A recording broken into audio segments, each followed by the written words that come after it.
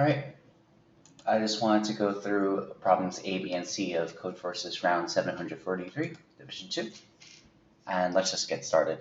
So the first question, the problem statement is you're given a number, let's say it's like 9098402, just a random number, and you can do two kinds of operations. You can either subtract 1 from the number, or you can move any 2 digits. And you want to find the minimum number of operations to bring the number to 0. And the way to do this is greedily. So like you want to bring this 2 to 0, right? So it takes two ops to bring this to 0, right? And so now the number will be the same thing except for the 2 here, it becomes a 0.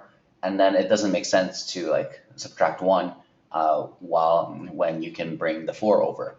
So the best thing to do here is to bring the 4 over and then take 4 operations to bring that to 0. And so in total that will take 5 operations to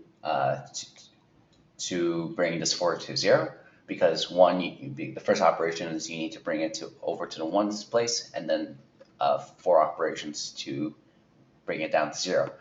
And then in general, it takes like d plus 1 operations for each like non-zero digit in the number.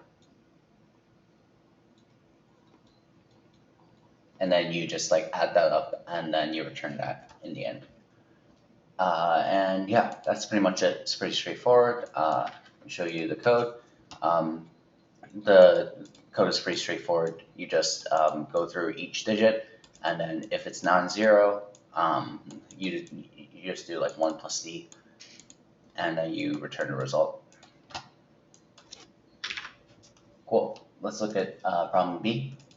So the problem statement here is that you're given 2 arrays, A and B, and A is some permutation of odd numbers from 1 to n. Like, so let's say n is 5, then A is some permutation of 1, 3, 5, 7, 9, and B is some permutation of the even numbers from 1 to 2n.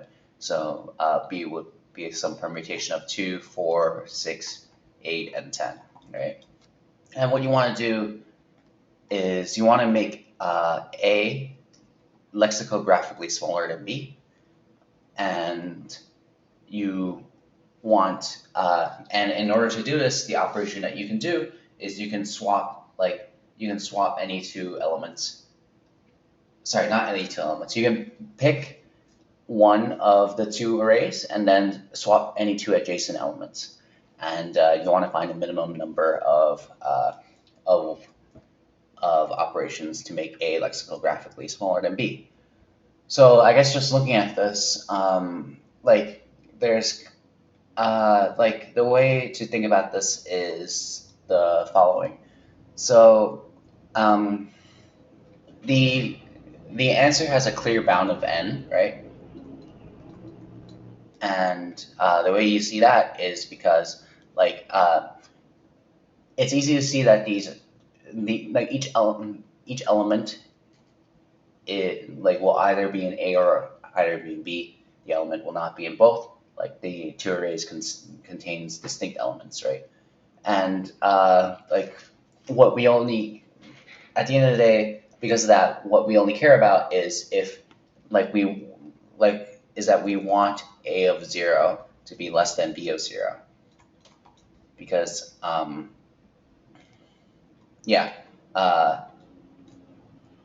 they can't be equal, right? And so in order for A to be lexicographically smaller than B, we this needs to be true, right? A of 0 is less than B of 0. And one way of doing this is that you can let's just kind of change the array up here so to some other permutation of the odds. Let's say this is 9, 7, 9, 3, 5, 1, right?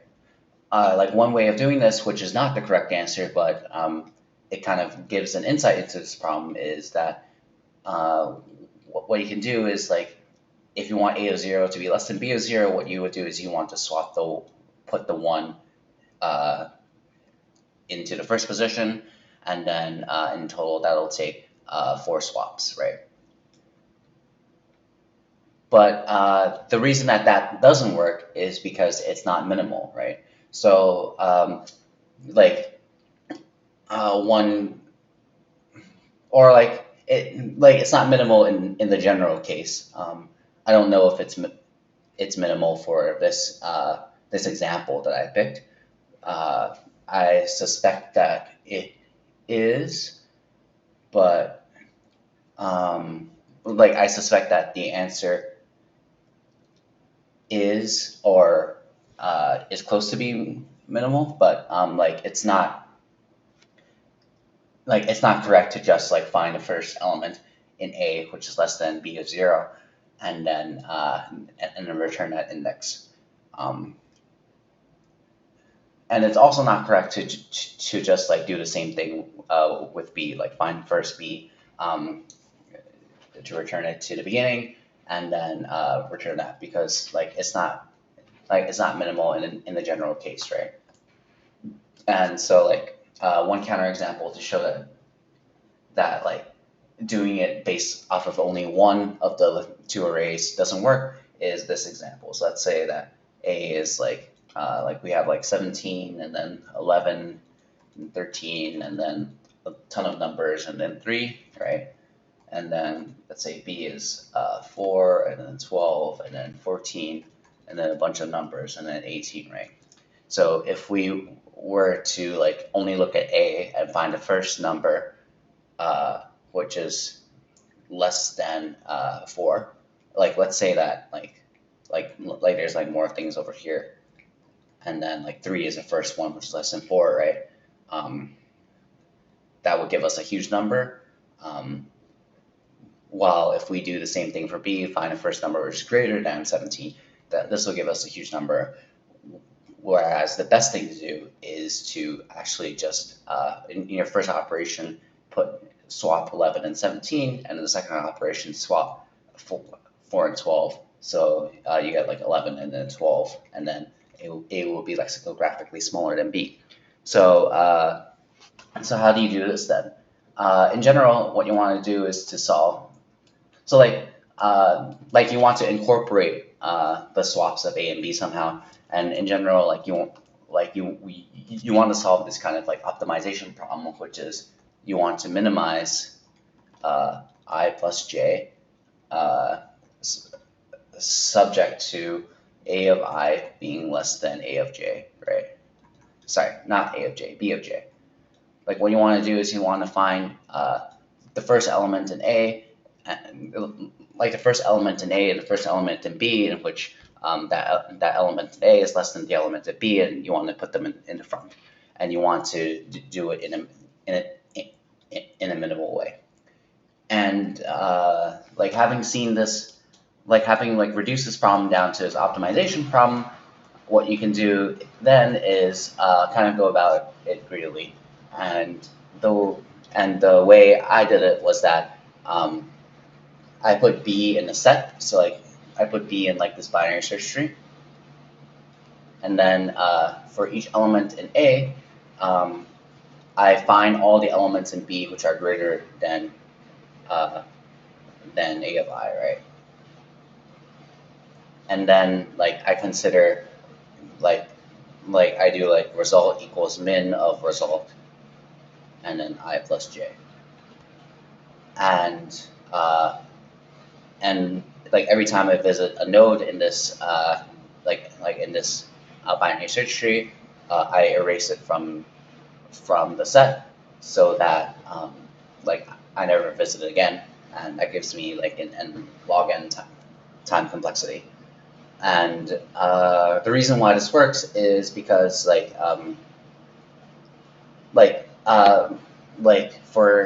for each element in A, right, I'm already minimizing I, right, and then by looking into this by looking into the set, I'm finding the minimum j for each like the element, And so like in doing that, I only look at n pairs. Like for each b of I, for each b of j, I only look at the best a of I instead of looking at all the a of i's, right? So that means that I only look at n pairs of ij instead of n squared pairs of ij, which makes like the solution pass the judge. And so just going to quickly go through the code. So like I read in A and B, and I put all the elements in B into a set, and then like the set is ordered by the number, but I need to keep around the index because like the index is a number of times that it needs to swap to go to the beginning, and the index is a j in this optimization problem. And then yeah, so for each a of I, I'm doing a lower bound on the binary search tree, and then for each thing which is greater than that, I consider it for the result, and then I remove it from the binary search tree. So in total, I only look at the n best pairs instead of all n squared pairs. And then this solution has like an n log n time complexity because like each BST operation takes O of log n time. Cool. And finally, let's look at problem C. So problem C, the problem statement is basically like you're given a graph of like let's say you have n nodes, right? And then you're like given the graph. So like let's say that like the graph looks like this. So like I'll just draw down the first example here. So like let's say we have 2, and then 2 has an edge to 1, and then 2 has an edge to 4, and then 1 has an edge to 3, and then 4 has an edge to 3, right? And the idea is that you want to kind of like topologically visit each node in the graph, but the way you do so is that the way you do so is that you keep reading the graph in in order from 1 to n, and then every time that it's possible to every time that for each node you visited all its dependencies before, that's when you actually visit, right? So so in this case, right, here we actually visit 2, and then first we visit 1, right? But because we need to visit 2 before, we can't actually visit 1. But then we go to 2, and then we can visit it, and then we go to 3, but at 3 we haven't visited 1 yet, and we haven't visited 4 yet, so we can't actually go to 3. And then we go to 4, we can visit it because we visited 2 already, and then we just keep going 1, 2, 3, 4, 1, 2, 3, 4, and so on until we we actually visit all of the nodes. And the question is asking how many times do we need to do this, right? How many times do we need to concatenate the string together to actually visit all of the nodes. And so if you've learned how to do topological sort before, you'll immediately notice that this problem is very similar to topological sort. And in particular, it's let's say you have a graph with a cycle like this, right? With any cycle, right? Let's say you have a graph with any cycle like this, right? Then it's actually not possible to visit all the nodes, no matter how many times you concatenate the order together. Why? Because at each point you'll never have visited any of all of its dependencies because the dependencies all depend on each other, right? So basically kind of the first insight is that if you have a cycle, then the answer is like -1, or like it's not possible, right? Cool. And yeah, so how to actually like get the minimum number of like readings, or like book readings, to actually traverse the entire graph. That's uh, it, it has to do with like understanding how breadth first search works. So like the way that I ended up solving this is through like a kind of modification of something called Kahn's algorithm. If you aren't familiar with that, the idea is basically that like what you do is to find a topological ordering of a graph. What you do is first you look at like you go through a graph and you like label each node with its in degrees, right? So 2 has no edges going into it, so its in degree is 0. 1 has one edge going into it, so its in degree is 1. 4 has one edge going into it, so its in degree is 1. And 3 has two edges going into it, so its in degree is 2. So first step is labeled nodes with its in degrees, and the second step is to so the second step of Kahn's algorithm is to basically like keep peeling off nodes with in degree 0, and so basically like first we look at 2. 2 is our first element in our topological ordering. We go like when I say peel off, I mean like whenever we add it to our topological ordering, we go through its neighbors, and then we decrease their in degree by 1. And then if their in degree is now 0, then we can add it to our topological ordering, like whenever we visit. But now the question becomes, so like in regular Kahn's algorithm, right? You would do this, like you would do the second part with like a queue, right? A queue in regular Kahn's algorithm. Yeah, so in regular Kahn's algorithm, you would do this with a queue. But here, like maybe, the one thing that I did is like use something smarter than a queue. So specifically, like when you're doing breadth first search to do the second step, at each point, the container holding the nodes that you have to visit, like all those nodes are reachable, right? And you already know the current node you're at, and specifically what number it is, right? So and you want to minimize like the number of these like concatenated strings that you have, right?